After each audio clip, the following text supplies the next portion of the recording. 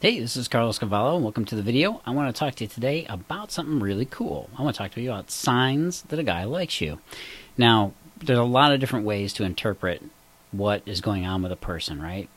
Mostly, we do it by what? How their body moves, how their body mechanics are working. Well, there's actually a lot of little subcategories underneath this, and I want to talk about them with you today because I don't want you to misinterpret what a guy's thinking, and also going to give you some insight that you probably don't have about whether or not he's really interested in you based on what he says and what he does. So there are some things you want to look for. If you want to know if a guy likes you, you got to look for certain signs and certain indicators. Well, typically there are things like body language and behavior. These are the big two that I talk about. Really, you just can't know what's going on inside a guy's mind, right? You can't read his thoughts. And if he didn't exhibit any other way, well, then you'd never know, right? The two ways he does show it, though, whether he wants to or not, is he'll give it away with his body language, and he will also give it away with his behavior, the things he purposely does to show you that he's interested. Now, keep in mind that a guy doesn't have the same language, or body language even, to communicate the way he feels that you do. You express yourself slightly different because you're a woman. For guys, it is extremely different in a lot of ways, and I want to explain some of that to you. Keep in mind that body language is comprised of a whole ton of different subcategories. I'll talk about a few with you here right now, but behavior is probably the more important one because it's what he does, what he chooses to do, that says whether or not he really likes you or not. One of the big indicators, this is actually considered body language, by the way, is vocal tonality. How is he talking to you? Is he talking to you with a deep, resonant, seductive, very white voice? Or is he talking to you kind of pinched and nasal and up high in his chest? Well, guess what? You can't read that one because he may be talking high in his chest because he's nervous. And he may be talking deep and resonant because he's totally relaxed and maybe isn't interested, and that's why he's so relaxed. You can't really interpret this one, and I don't want you to go too far into it. It's more important to be listening to the words he's actually saying. The next one is facial expressions. What is he doing with his face? Is he smiling? Is he smiling too much? Is he smiling too manically? You know, the indicator of a good smile is whether or not you can see it in his eyes. But even more important than that, what are his eyes doing? Are they looking directly at you? Are they looking at your eyes and then down at your mouth and then back up at your eyes? Do his eyes scan your whole body? I mean, even to this day, there are many women who are offended when a guy looks her over, when that is a perfectly natural indicator or indication of interest from a guy. So you can't interpret that as being a disrespectful thing. He's trying to appreciate you visually. Very important to understand. Another way that you can interpret him, of course, is what I said before, from behaviors, from his deliberate actions. And these are far more important than a lot of the physical indicators.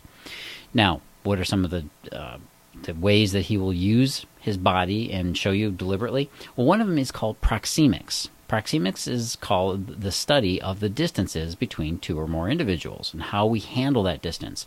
There's cultural proxemics. I mean, the Asian cultures, like in Japan, for instance, they don't have any problem being packed up against each other in a subway car, primarily because they probably go to their happy place or they go dead inside. I don't know which, but being packed in like that would drive me crazy. It would freak us out here in the United States.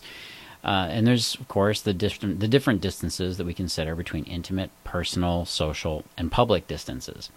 But there's another kind of distance, proxemics, in the study of how a man will actually move himself in and out of range of view. Does he get close to you? Does he lean in when he talks to you? Those are important indicators of interest from him. Very often, again, women overlook the obvious signs because you don't know what signals guys are giving off, right? You don't know which ones are real and which ones aren't. Well, let me clarify a few of these. First of all, does he keep the conversation going? Does he keep trying to keep the small talk going and keep the conversation flowing? If he does, guess what? He's probably interested. Men don't start up and try to keep conversations going with people we don't find interesting, especially with women, to be quite honest. Me Too's are a great indication of interest. Is he saying a lot of things like, oh, hey, me too? Is he trying to find commonalities between you two? If he does that, that means he's trying to find these moments of synchronicity, if you will, moments or areas where you two seem to overlap. Now, we all pretty much know that's not an indication of romantic interest or chemistry, and it's actually kind of an artificial way of doing it, but it's the way a guy tries to say, hey, look, we have something in common. Maybe we should explore this a little further. That's how a man does that. And again, how he expresses interest, even if the reality is that the thing he's saying me too about really isn't all that big a deal. Another is, again, the proxemics. How does he lean in? Does he take ownership of your space? In other words, does he feel like he's trying to create a protective bubble around you? You'll notice that if you walk with him, he puts his hand on the small of your back, or if he tries to protect you from getting bumped or protects you with his arms in any way, he's showing interest. He's protecting you. If he approached you and then opened the conversation, that right there is a huge indication that he's digging you. Okay? He started the conversation. It takes an incredible amount of investment, energy, and courage from a guy just to do that. Take it from me, you can't underestimate. If he approached you and if he started the conversation, chances are he's really into you. He buys you a drink or he offers to buy you dinner. Again, we're not trying to offer up something to trade for sex. That's not what a guy's trying to do. He's just trying to offer something up to encourage the connection to keep going, right? He's trying to trade a little bit in terms of resources. Now, back in caveman days, it may have meant, hey, I'll give you a little slab of mammoth steak if you come on over to my cave. But today, we know that we're not just doing this to get laid. We're doing it to increase the chances that we can get together with you, and then you can see that there's some chemistry. If he asks you for your phone number, now this is a huge one because women misinterpret this one all the time. They think that men just ask for your phone number just to get your phone number. Some guys do if they're collectors or, but by and large, most guys don't ask for your phone number if they aren't genuinely digging you in the moment. It's a really important distinction to understand because you're going to misinterpret a lot of different signals about guys if you think that this is happening, that guys are doing things against their own will. Nobody does anything they don't want to on some level. Unless you have a gun held to your head, you're not doing anything against your will. Neither is he when he asks you for your phone number. So he is always acting from a place of desire. Now what happens after that is anybody's guess. Maybe the guy's, I don't know, maybe he's got a few screws loose, or maybe he just isn't into a relationship, or maybe he's in a relationship and can't get out of it, or it's just his way of trying to forge a connection. Most often, more than not, if he doesn't call you back, it really didn't have anything to do with you. It was circumstantial with him. A lot of cases, it's just his stupidity and losing the number, quite honestly. And you might say, but don't argue for the fact that he's not contacting you back and this is making some sort of confusing new situation, that men are running around in a crazy fervor trying to collect phone numbers and never call them. That's not what we're doing. At that moment, he was genuinely interested in you. And, of course, the all important, because a lot of women don't know about this one, the joking about a boyfriend. This is where he pretends to not know that you have a boyfriend or puts out a question in a way to find out if you do have a boyfriend, where he says something like, oh, geez, I don't know about that. I mean, what would your boyfriend say about that? I don't think he'd like that too much. And he's waiting for you to say, me? I don't have a boyfriend. And even more importantly, he's not just waiting for that answer. He's waiting for the answer that goes something like, me? I don't have a boyfriend. No boyfriend at all. No boyfriend here. In fact, I am boyfriendless. You should consider me quite available. In fact, wink, wink, nudge, nudge. That's a good sign for you. Now, that's absurd, right? But that's one of the things he's doing is he's reading the response that you do give. If you say you don't have a boyfriend and you're very enthusiastic about that, or if you're in a rush, or if you're kind of urgently putting it out there that you don't have a boyfriend, he knows that you're giving him a sign of, hey, go ahead, keep going. This is something that you could keep pursuing, right?